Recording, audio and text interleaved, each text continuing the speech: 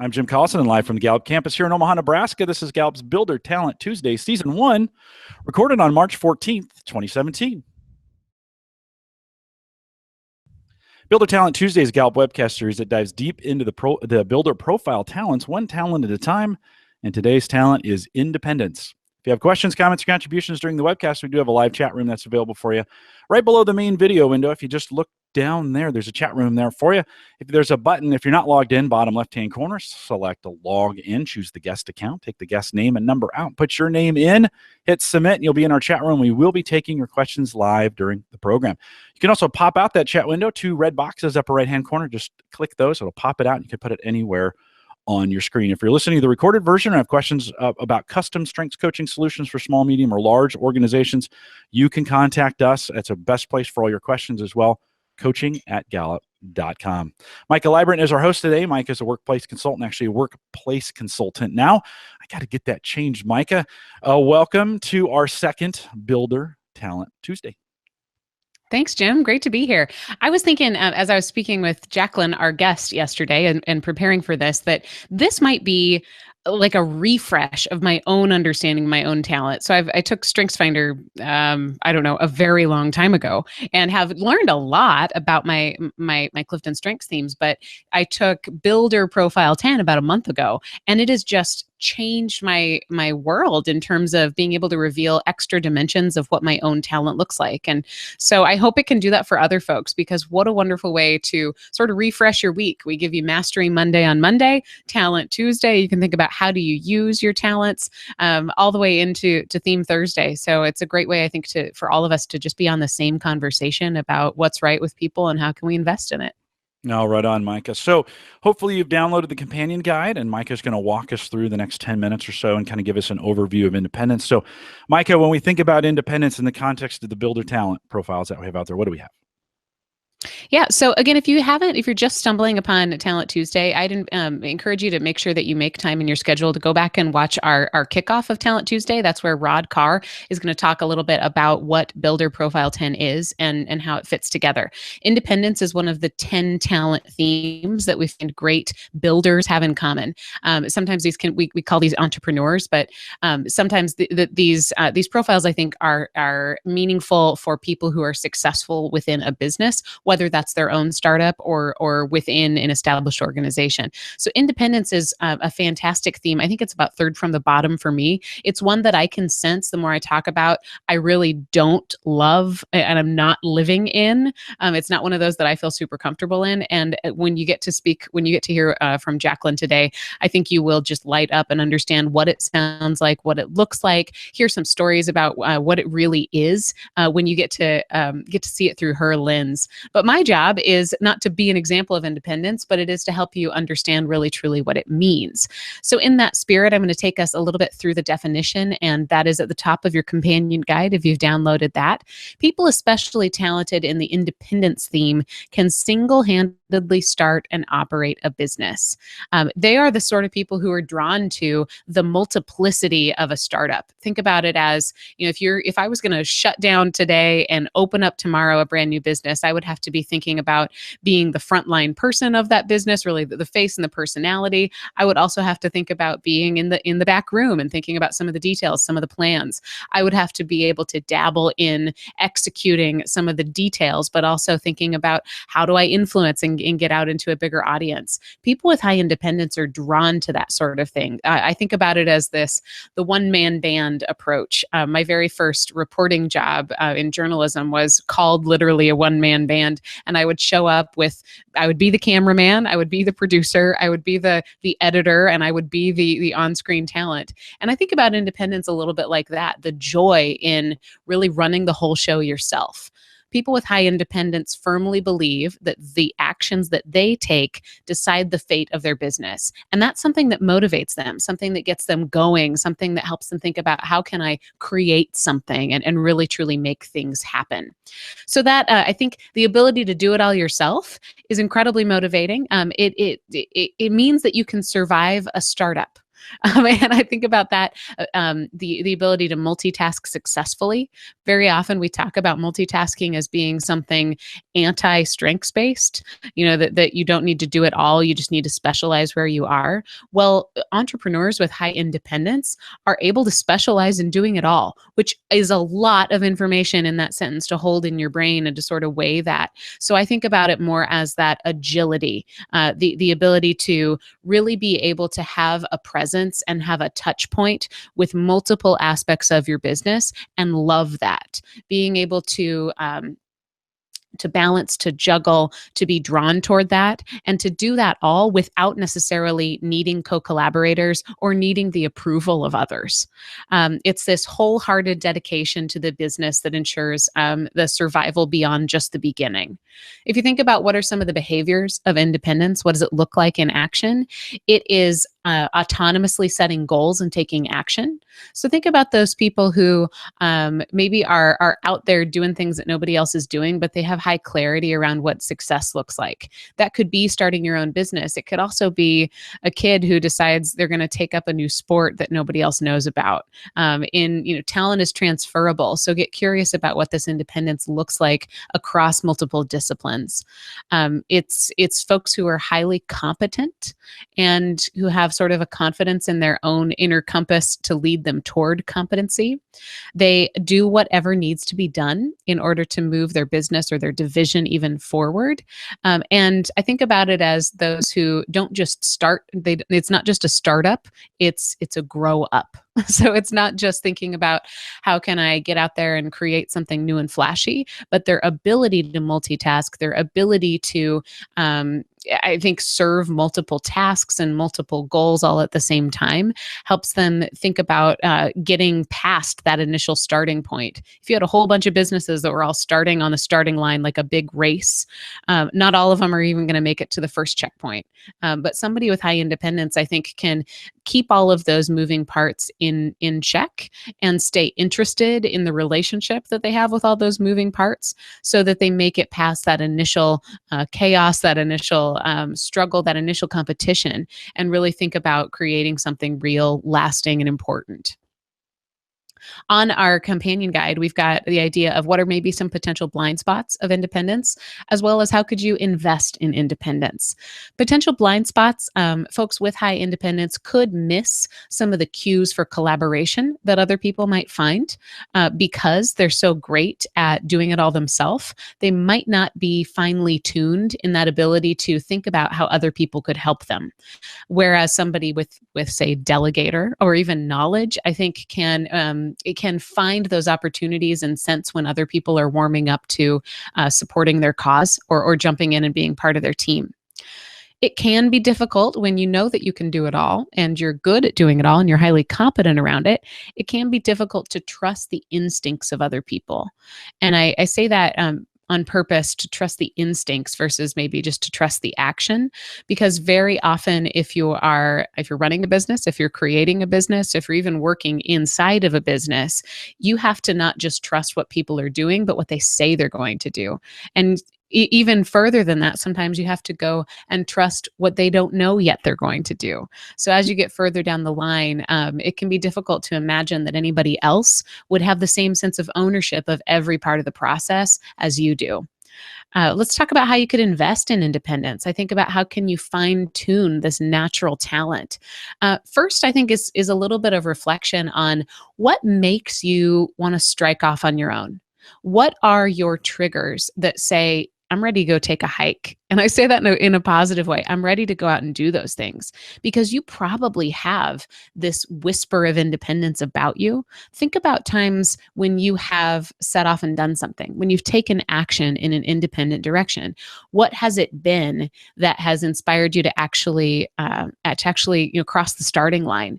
Because I think you should pay attention to that and maybe be able to fine tune your responsiveness to that whisper of independence so that you know when it's coming and you can ready yourself and others and you can do it more often. I think pay attention to those triggers for independent action and learn to trust them because I think this is going to help you see it as a talent and a gift and something with high value and high benefit. And learning to understand when those triggers are coming will help you do it even more.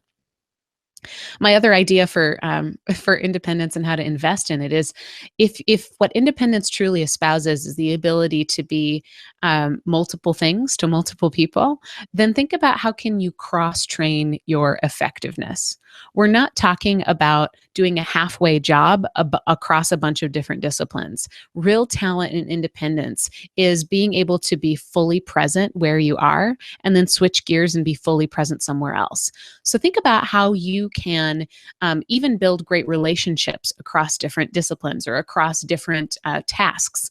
So think about studying stories across these expectations, finding data points or even buzzwords that speak to different audiences, different clients, or even different customers.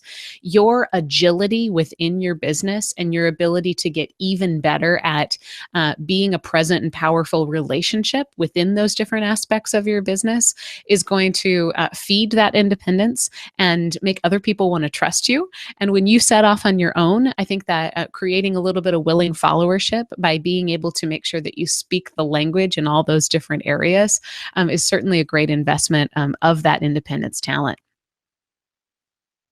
So at this point, I want to bring in Dr. Jacqueline Robinson, who's going to be our poster child for independence. Jacqueline is, for me personally, the poster child for Builder Profile 10. Before I even knew anything about it, I heard from Jacqueline on how powerful of a coaching tool this was and how it had upped her game. She's a fantastic coach, and she actually works on my team here at Gallup. So I am beyond thrilled and honored to get to have some shared mission with Jacqueline, and I'm thrilled to get to introduce the world to you, Jacqueline. Jacqueline, welcome to the program. Thank you. Thank you so much for the introduction as well. It's such a pleasure working with you and being here this morning to talk independence. I think you're right. You hit so many nails on the head when you were talking about independence and what that looks like and the blind spots and the investment opportunities. So I'm looking really forward to explaining it and diving in deeper for everybody. Excellent. Thanks for doing that. Before we dive in too far into independence, Jacqueline, would you just tell us a little bit about yourself? What's your BP10 top four? Absolutely. So my BP10 top four is independence, determination, let's see, confidence, and risk. And so I think you'll end up hearing some of those, I always call it kind of bleed together as I talk about independence, but there really is just this asset of independence that I can see. And I'll be sure to explain that as we're diving in throughout this session today. But I am a workplace consultant at Gallup. So as Micah said, I work with her and I coach individuals around StrengthsFinder, but also BP10. I fell in love with BP10 back when it was EP10, and I really see it as a great way for people to invest in their talent themes who are interested in either building a business or maybe running a division at a company, and they still have to account for all 10 of those. And so I like to coach around them too. If someone's taken StrengthsFinder and BP10, then we work together and we find ways that they can build that business.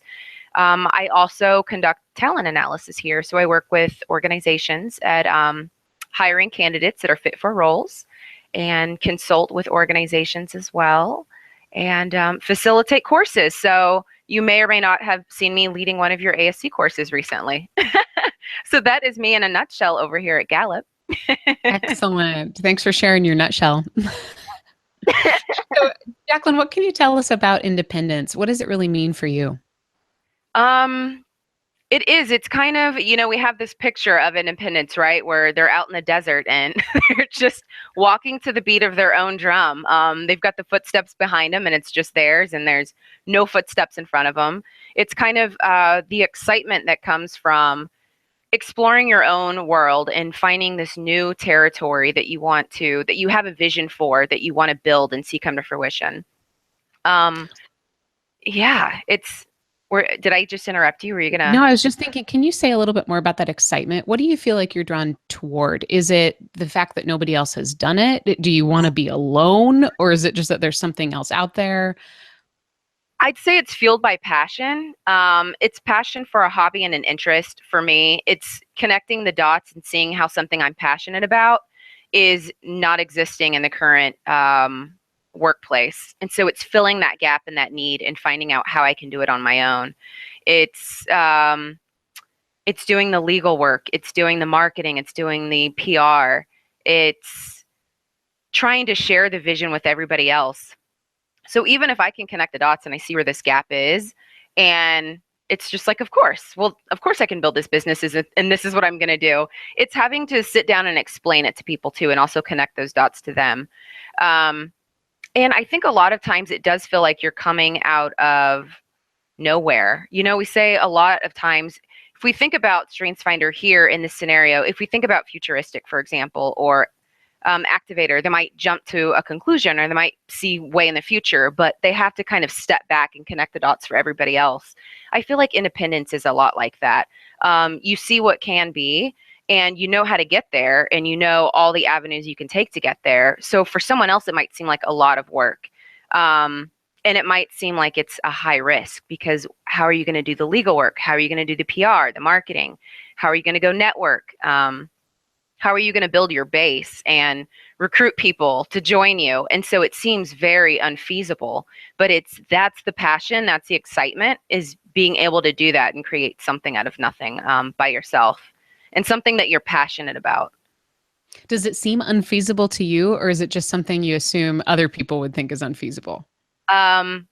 Because of the looks people give you, which now I'm seeing with independence, I'm like, this makes so much sense. But the looks they give you are like, that seems very risky and unfeasible. But it seems completely, it's just doable. It's like, well, of course, this is what I'm going to do. Why wouldn't I go do this? And then you walk to the beat of your own drum, and you're out there and you're doing it and you're pounding the pavement. And there's so much excitement to that. And then when it comes to fruition, everyone kind of has that aha moment. This is what you saw. This was your big vision. And then you get a lot more support and a lot more trust and backing, because they see that you can make it work. Can you tell us about a time when you've gone through something like that, where you saw something no one else did? Yes, I would say one thing that struck me right away was when I was going through my PhD program. I created a military psychology association for students. I recognized this gap.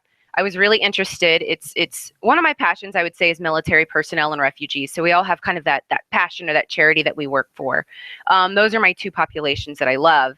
And so I recognized there was this gap. I had done research on military psychology and went into the library, and there wasn't anything there. And so I started connecting with people. And I found out we had this Center for Military Psychology on campus, and reached out and said, what can I do? I'd love to support the effort. And they said, well, nothing exists on the West Coast for the Military Psychology Student Association. So if you want, you can just kind of create something. I was like, okay. So I created something out of nothing. And it was before I was already doing research ahead of time, before I was enrolled in my courses. I was accepted in the program, not enrolled, and was already creating something out of nothing, this association. They said, go for it, do it. And so I created the charter with the mission statement and the Constitution, and I did the marketing and connected with student services to figure out, if I give you flyers, is there a way that you can publish this across the campus so people know that I now exist and I'm our sole contact? And so it was, they started reaching out to me, and I started building the membership, and then I started looking for board members and recruiting them, and connecting with student services to find out, okay, once I get a certain amount of board members and I've got our membership and we have our Constitution and our mission statement, then we can get started, right? And so we did. And by the time I was in school a few months later, we already had the charter set up, so we were able to just roll with the tides.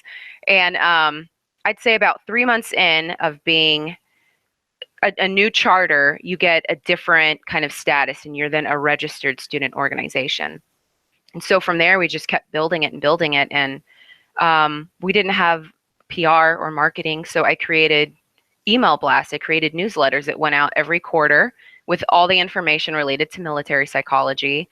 I reached out to the librarian and said, here's a list of books I think would be great for students who are conducting research. And we created this section for military psychology. And then I started connecting with faculty and staff, so people knew that I could be the go-to for any student research, any publication that they were interested in the future, career opportunities, volunteer opportunities. And so we really started connecting the military community with the students. And I would say that that was most recently creating something from nothing, and then it still continues. So I'm just, as you know, I just wrapped up the PhD program, so we have one more event coming up. I'm really excited about. So while I was studying, it's kind of the independence here. As I was studying for my dissertation defense, I was, if I had 5 minutes in the day, I was connecting with student services to say, okay, let's continue the event planning. I need to create a flyer. I'm connecting with leaders to see who we can bring in and speak with the students for our panel series. And so it really is, it's what you were talking about with independence. It's a lot of multitasking, and any time of the day you're finding to fill that need to keep your business going and growing. Because for me, that is my baby, since it was nothing and now it's something. How do you feel now that it's something? Does it take on a different sort of motivation with you? It does. And it's kind of, now that I'm kind of shifting away, I need to find a new president and new board members. It's interesting to I thought I would be really sad, but it's nice to be able to leave something behind and hope that it continues to change students' lives, I hope, and military lives. Because if we as student psychologists, if students who are focusing in psychology can help the military population, then by all means, I feel really thankful and happy about that. So it's such a powerful story. Thanks. Jim, go ahead. You're in. Yeah. Sorry, I was muted. Jacqueline, when you're handing those things off, any advice? Because certainly I think it's more difficult sometimes for people who have independence to be able to do that. When you think about successful transitions, any advice on that? I automatically look for someone that has the passion and drive and motivation, because if they don't have that, I don't trust them to take over. And so when we were talking about potential blind spots and being able to trust people, that is so spot on. You know that you can operate all the aspects. So when you give it off to somebody and you know that you want to grow it out, you want to make sure that they are just as passionate and motivated, and that they're going to spend that extra late night getting the work done to make sure that the business that you built can continue to be successful and can continue to grow. And I think I've had problems trying to find people that are that motivated too. So it is something that we deal with and try to manage. Yeah, I think it's a unique skill in itself, and you kind of have a unique profile from a builder standpoint, in that you take such intense ownership in the process and doing the things and creating them. I imagine through this process, this isn't a 40-hour-a-week kind of thing, right? When you're all the way in. Can you kind of talk about, like, as you were building this out, was it nights and weekends, and was it that kind of thing? It was, and it was in between working full time and going to school full time, and then evenings and weekends, lunch breaks. If I had 15 minutes between a day, it's making those calls, and it's making sure that you're keeping all the balls in the air. So it definitely is kind of that multitasking juggling act where you aren't going to let anything slip between the cracks, but someone else might if you hand it off. And so you have to be very careful about who you're handing it off to. But it all comes from the passion for it. And so that's why I always say it's so important, if you have independence or you're working with somebody with independence, that you show them that you have that same passion and motivation. And then it is relatively seamless to kind of transfer over responsibilities or build partnerships, because you know that they have that motivation and that passion with you, and that they're going to be going at the same speed to help you build and grow, and to help themselves build and grow. Do you find you have to watch yourself in those situations to make sure you're not taking on too much? I mean, what are some of the self-defense pieces you put in to make sure you're not crushing yourself in that? I think that comes with practice, because in the beginning, even though I had board members, I still wanted to do all of their jobs. And I had to kind of retract and say, okay, and then just start with the follow-up. So have you followed up with such and such? Have you followed up with such and such? And I would have followed up that day in the 5 minutes that I had in between, but someone else might want to wait 3 days until they feel like they've got more time on their hands. And so that's a careful kind of it's a self-awareness that you have to have, and it's this cognizance. Okay, they're not going to act in the same way I am. They might not jump the gun and do this right away, but I have to trust that they want to do the job. But I think if they are really passionate and motivated about it, then they do kind of take that on, and they want to get it done as soon as possible at the same time. Yeah, Amy in our chat room, who is a self-professed independence number one out Hi. there, she says, I know that I go all Yes. in quotes, on projects. I would say passion is needed so that you can continue, especially when you're working on a team. And so I imagine you use that passion of the mission to kind of fuel that and to kind of keep you motivated and keep you going. Is that, do you consciously do that, or does that just kind of happen for you? It just happens. It's innate. It's part of the motivation and the drive to be your own and do your own. You just have a passion for it, and I think Steve Jobs said that a lot too. If you're going to be an entrepreneur or a business builder, you have to be super passionate about it, because you're going to have a lot of late nights. You might go bankrupt. You might lose friendships. It's going to be lonely. You have to want to do it, and you have to want to see it come to fruition. And if you don't have that passion, then you're not going to take it all the way. And I think that was even the same with the dissertation process. They always tell you, if you're not focused on the research at hand, and it's not something you're going to want to have to drill in and day out for years, then you're going to lose interest. And so again, it goes back to that passion and that drive. You have to have it for whatever you're doing and building. And Judy asked the question in the chat room: Do you want to handle those elements because you have to, or you want to, or maybe a little bit of both? You want to, absolutely. Some aspects, I would say profit is my number 10. It's my brother's number 1, and we've always naturally just connected with each other.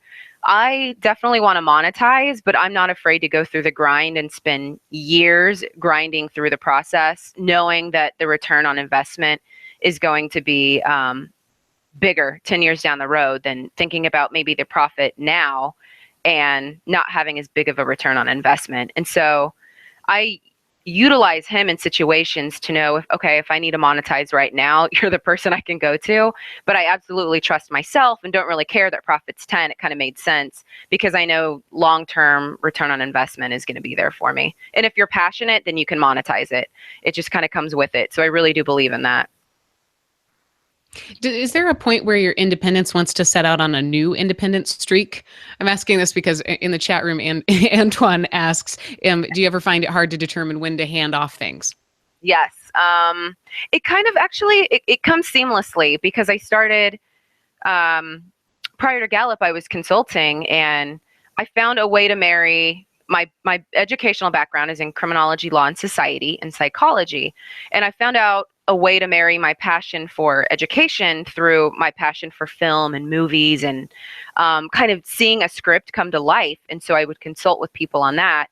And I recognized when I started working as a media consultant that there was this gap. So again, there's the opportunity. I'm like, nobody is doing this that's speaking to younger generations. And so I created a business around that and eventually got to a point where if I was starting to talk about scripts with people and they wanted to know, okay, if I create this character, what is that going to look like? If I want to develop a film, what is that going to look like? Because I got really invested in international film sales and finance to understand basically the backstory, and this ties into independence. I wanted to understand the back end of the business so that I could be a better consultant and be able to have control over the front end and the back end. So if I'm speaking on camera or I'm connecting with a producer on a script, I know enough about the back end to kind of have my own business once again. And so once that kind of started to grow and people were coming to me more for information, I recognized that I needed to find other passionate people that were just as invested in producing or consulting. And so I connected with them, and it gave me a sense of confidence knowing that even if I was focused on something else throughout the day, they were taking that on, and they kind of had that activator mentality where they're just going, always thinking about it. So I think there comes a point when you just recognize that once you find those powerful partnerships, then you can just kind of hand it off or delegate out more work. So that's what I did there. And then even with the military psychology program on campus, connecting with student services helped me because I started to realize if I had too much on my plate, in order for me to sustain this association and allow it to continue over time, I needed to be really partnering with other departments who could also expand marketing and help me with event planning. And that's exactly what we've done there as well. So you kind of hit this point where you go, oh, okay, now it's time to start transferring some of these responsibilities over. And when they have the passion for it, then you feel pretty confident in it. What happens if you don't? Then you have to keep running it. And that's where you kind of have that drive and that kind of inner hustle. You'll continue to run it until you find people that can be that powerful partnership for you. So speaking of partnership, can you talk about maybe some of the best partnerships that you've had and how it's honored your independence? One, I would say, again, with my brother having profitability so high, profit high, and he has disruptor high. But I feel like I come up with ideas, but he's so creative with a lot of ideas. And so having him as a partner, if I'm ever thinking about monetizing or I need a title for a company that I'm thinking about, or any type of idea that's kind of outside the box, I can go to him for that. So he's a powerful partner in just business overall. And then having people that are really key in a role. So at the Military Psychology Association, I would say the powerful partner is student services, because they are fundamental in knowing what everybody's student schedule is. So they know who's in what courses for event planning purposes. So I know what time I should be scheduling events, who we can connect with. They can connect me with more faculty and staff. They can help with publicity. They can help with marketing. And so they're a powerful partner in that end. And then anything related to consulting, you've got people that are invested and they're doing that day in, day out in production or media. And so again, they're a powerful partner because they have that expertise and that passion for it. Cool. We've been trying to make connections to your Clifton Strengths themes here in the chat room. So would you mind telling us what your top 5 are? So achiever, strategic, maximizer, positivity, and relator. And then 6 through 10, we've got futuristic, activator, focus, self-assurance, and arranger. So you do, I can see some tie. Yeah, absolutely. As a coach who uses this, you've got an intimate understanding of both the Clifton Strengths themes as well as the BP10 themes. How do your specific Clifton Strengths themes filter into independence? I definitely see the achiever because of that intense work ethic. I love working. And to have independence high, you have to love working because you're managing so many different aspects. It is just this, it's an intensity about you. And a lot of times I would hear that from people, you're so intense. And I didn't know if that was a good thing or a bad thing, but they just saw a drive and that I was always on the go. I'm always thinking and always wanting to work. And so I definitely, when I saw independence high and determination kind of as that number 2, thought, okay, yeah, this is starting to make a lot of sense. Even with confidence, where I'm okay to take risks because it doesn't feel like a risk to me. I'm confident in I'm confident in the decisions that I make. It bled together with self-assurance, as did risk being my number 4. And so I thought, okay, yeah, now we're on to something here. I can see how who I am naturally kind of transitions into who I am as an entrepreneur or a business builder as well. What means go for you? So you've got all these ideas, or maybe you're sensing there's a great gap that can be filled. What makes you actually take that first step? I would say it's, one is probably strategic. I can see it's probably going even just kind of sidelining over to StrengthsFinder. I use my strategic and futuristic a lot. So if there's a gap, I see how it can be filled and I see the route to take to get there. And then with my independence, I'm able to go, okay, this is what I have to do to get there. It's all fueled by that passion and interest for it. So I have to really enjoy it. I can see a lot of times the foundation. So some people might go, looks like you have pockets of businesses and these different hobbies that you're doing or businesses that you're doing, but I don't see the connection. But for me, there's always an underlying foundation. It always seems to have this international or global perspective. And it always has to do with hobbies and interests and just where I see a gap that can be filled. And so I can connect the dots, but sometimes I have to take a lot of steps back and show other people, but I'm fueled by that. So it's that passion for it and it's seeing where the gap is and how I can almost innately with Independence High, you just know where you need to go to handle the marketing, where you need to go to network with people, where you need to go to handle legal, where you need to go for taxes. So you can create, I would have a tax person, or I'd use a tax program because I'm not an accountant, to make sure that I would get my Schedule C and everything right. And so it's just, you kind of fill those voids and you just see it almost innately. I have this image of Elle Woods, Legally Blonde, like in my mind. It doesn't matter how hard the task is. I'm going to figure out how to check all the boxes, and I've got it within me. I always joke, it's almost like Rain Man. It just goes in your head and it spins, and you just see all these visions and how to do it, and you just start making it happen. Well, the chat room's picking up on this too, in the sense that there is determination and independence are a powerful partnership for you in this case. And sometimes it may be hard to actually separate the two of those out. I have determination very high, but independence at 7. And I'm a self-proclaimed number 2 guy. Like I like to be, I don't necessarily like to be the one out front breaking the waters, Yes. but I will come behind somebody and pick up the pieces and ensure with determination that those things continue to live on. That's the strengths community for me here at Gallup. So can you separate, I mean, as we think about independence and determination for you, can you separate the two, or do they really work together so much it's hard to separate them? I can't separate them. They do work, they work really strongly together. Someone with the determination like you, that's kind of that powerful partner. So when we start thinking about who independence would be really good with, it's someone that has that determination, or who's willing to take the risk, or even delegate out the work because they just already have that vision for who would be good for those roles to fill. I can separate it. Maybe a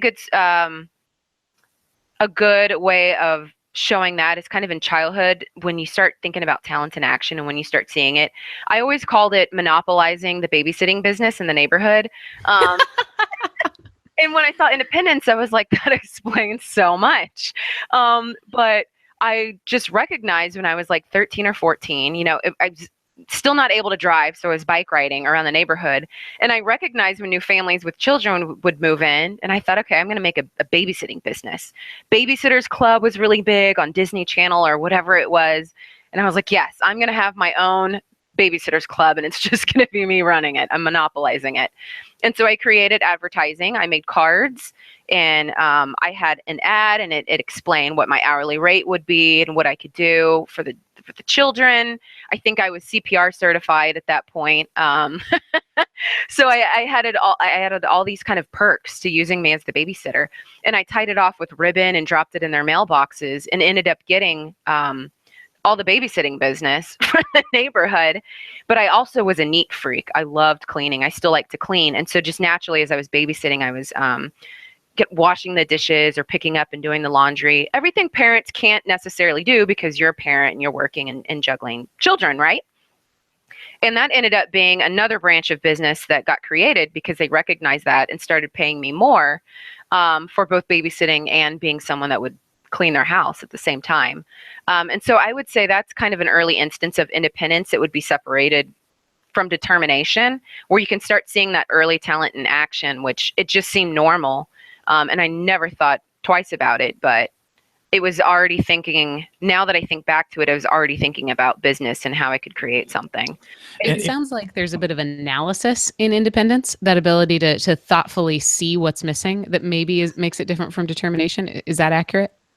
I would say so, because I see the gap, and I can see how I can fill that gap, and it kind of motivates me. So it's along with the passion, it's also seeing the gap and going, oh yeah, I need to get in here and get this started before somebody else takes this opportunity. Jacqueline, do you ever find out that you have some scalability issues because you take it on yourself and it's you start a babysitting club, but it's really just you, and you're like, you really need to find some others to help you. Does that seem to be a trend too? Because I know sometimes with these roles, it's great to get it started and you can run a great business by yourself, but scaling it out to the masses is a challenge. Have you found that to be true? Yes, absolutely. And that's where it clicks once you start growing enough that you need more people. And so you naturally start having that eye out to see who has that determination or the risk, or the delegator in them, or the prophet who can take this and really help build it out and become those powerful partners. And so it just kind of, for me, I would say it is a click. It just turns, and then I recognize that I need to start keeping my eye out. And as soon as I find them, I can start pulling them in so that we can grow it and sustain it, because that is so important. And I think it fuels us too with independence, is you want to sustain something and you know you can, and you'll do it as long as you have to until you find those partners. So that's where I think it is this, you'll do whatever needs to be done, and it's a startup, but you want to see it grow. So you'll continue to maintain that. You'll die trying to maintain that until you find those people. Yeah, I think that's a super important observation in yourself, that you get to that point and be able to hand those things off to find that guy like me who will come behind it, and not necessarily own it forever, but take it to the next level. So how do we get people involved? How do we maximize the processes? How do we think about scalability? How do we go from 10,000 to 100,000 to 1 million, right? I think that sometimes can be the back end of an independence, or especially you in this case, where you've got that magic combo, is finding those right people. And so, but recognizing it's half the battle, right? Yes. And then you take joy in just being able to kind of step back and see all the pieces come together and continue to function like a machine while you just kind of watch it. And you can almost take on more of a consulting role, and delegate it out too. Yeah. Amy asks in the chat room, do you feel like that you need to dial it down when you're working with a team? Do you physically feel like, all right, I need to dial that down? And then let me follow up. You said yes. And let me follow up to that is, what's your recommendation for someone who has high independence but is working inside an organization? Because we sometimes talk about this BP10 in the context of starting new things, but oftentimes those new things can be inside organizations. So any advice to people who are already working in an existing organization but have this high independence? Yes, it is. First step is that self-awareness that you might want to just naturally kind of be the project lead on everything or take over everything. But I think it comes with a sense of cultivating and maturing the independence. Eventually you get to a point where it's something you always think about, that you might want to impede and take over. But once you cultivate it, you can see those innate talents in other people and how they're going to bring so much more to the table as well, and help you again expand and grow that project that you're working on. And so it's having that trust in them. It's finding the right partners so that you can have that trust in them. I think it's something that people would struggle with until they recognize that and they cultivate it. Yeah, I agree. And I think it's extra dangerous inside organizations. And so recognizing that, and then putting the necessary pieces in place to protect yourself inside the organization, and to set your expectations right, as well as pick the right organization, right? It would be tough. I was in banking for a lot of years, and the banking industry would just chew up somebody who wants to come up with new ways. The banking industry's like, look, this has worked for 200 years. Our systems have worked this way for the last 25. I know we could do them differently, but this is people's money. Mm-hmm. And so that's a harder organization, I would think, in some cases, to maybe go in and have this, hey, I'm going to do all these things, right? Versus maybe a more contemporary organization that would support something like that. Mm-hmm. And gives you autonomy too. I think that's if you do have independence high, if you can be with an organization that provides that autonomy, but that you're also really focused on team building and working among teams. I think it is highly important. What else was I was just about to say something else about independence really quickly. Oh, I was going to say, the way you can channel that is, maybe you are a team lead, but maybe you're not, and you are working on a team project, but you're kind of that inner drive, you're that motivation. You can be the cheerleader and make sure that people keep going. A lot like maybe Activator would be. They have Activator. I wondered about that. If independence could be something that you lend to others, that go for itness, when it's your passion and your idea, you can go for it regardless of what anybody else thinks. Do you ever feel like you can be a supporter through independence if it's not your passion and your idea? Mm-hmm. Yeah, because it's exciting to see other people want to see their passions and ideas come to fruition. And that some of that might be the positivity in me, or maybe the minimizer, because I don't forget those and how I naturally think, feel, and behave every day. But I think with independence, I like to be around other people that have visions for themselves. And I love reading about entrepreneurs and how they've done it, or business builders and how they've done it. And I suck up Fast Company and Inc. I just love reading that. So when I see other people going out and just chartering their own path, I'm really motivated and passionate about that too. So I like being that cheerleader for them. What have you done on purpose to feed or grow or invest in your independence? Probably a lot of things that I do that I don't recognize are maybe strange until people are like, that's weird. I think it feeds my independence is I'll just go on European trips for like 4 weeks at a time by myself. And I'll just travel around and everyone's like, well, who are you going to be with? Who are you going with? And I'm like, I don't have to go with anybody. I just want to invest in the culture, learn more about the people. For me, it is still a business aspect. So I think because I love culture and international psychology is what my doctorate is in, for me, it helps fuel that educational process and kind of see the big world and how I can continue to make a difference in the big world. And I'll do it independently. I like traveling by myself. And for a lot of people, that seems so daunting and scary, but I don't even think twice about it. I'll just hop on a plane and go because I like being able to be around those people and connect with the cultures and just kind of set out on my own path. So I think that kind of continues to cultivate independence for me in its own right. Well, that's so powerful. Can I just play back for you? What she just said was, if you want to get better at what you're good at, do it again. But Jacqueline, I hear that. I mean, when you say that, I'm good, I can do this, I'll go on my own. I mean, all those are such like poster child statements for independence. And I think the very first time I met you down in the atrium, you're just like, hey, I'm Jacqueline Robinson, and you jumped right into that. And I think even as we've interviewed you, you're very comfortable with where you're at and where you're going and how you do it.